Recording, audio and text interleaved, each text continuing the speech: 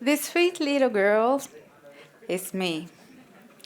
I was born in southern Brazil in a middle-class family, and I was in fact a lucky child because even though I didn't know at that time, but the things I had and took for granted was for many years struggle. As a teenager, I started working as a volunteer in my local community. Me and my friends, we wanted to make a difference and change the world.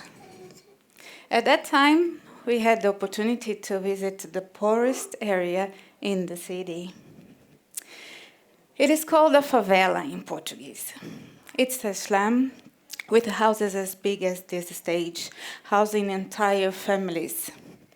People in this area earns about $4 a day. And in Brazil, we have almost 14 million people living under these conditions. But as the lucky person I am, I eventually came to Norway, the country where people put grass on the roof. It was a quite different scenario than what I had seen before. And speaking about Norwegian peculiarities, if you don't speak Norwegian, I can tell you, this sign says, greenhouse gas for sale. Well, let's talk about greenhouse gas. An average person in Norway throws about 76 kilograms of food waste per year. This is 380,000 tons of food waste disposed by me and you and other 5 million people.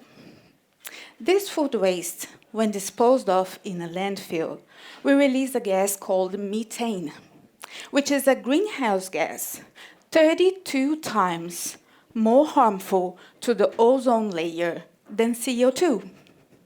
And in the past 150 years, the concentration of methane gas in the atmosphere has doubled.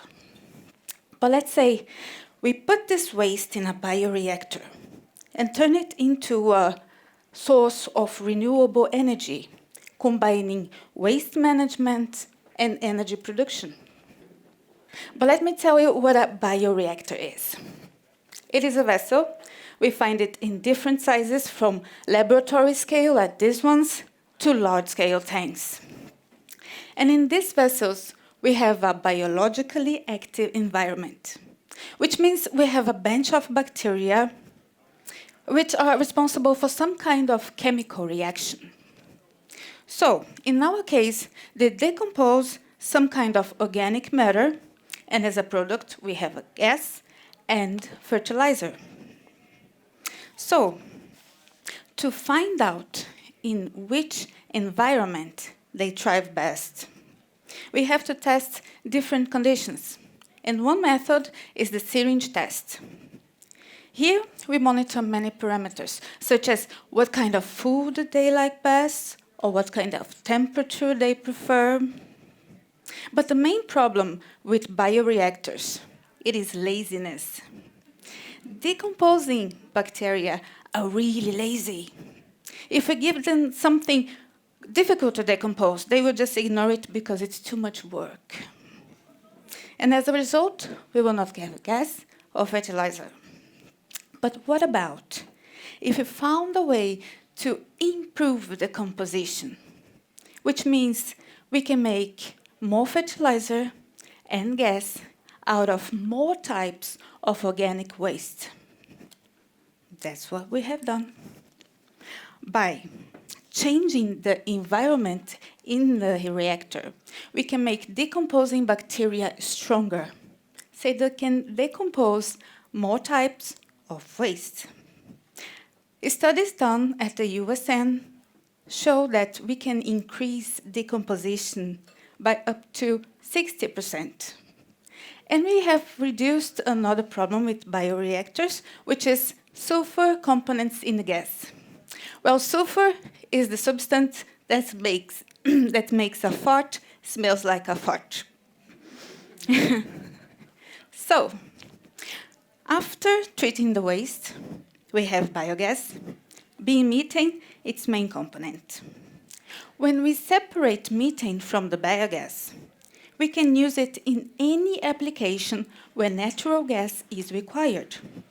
So we can replace a fossil fuel source with a renewable one. For instance, this bus can drive 14.7 million kilometers if we manage to convert all food waste produced in Norway into biogas. But now let's go back to Brazil. In my country, an average person produces 1 kilogram of organic waste per day. In a city like Rio de Janeiro, 6,000 tons of organic waste is produced every day. And today, it is disposed in landfill like this, producing about 84,000 tons of methane gas per year. So you think, let's take this technology down there. Unfortunately, we have to make this technology cost-effective enough to implement it in developing countries. And that's why we keep working to make a better future for the next generation and produce value to the people I once met. Thank you.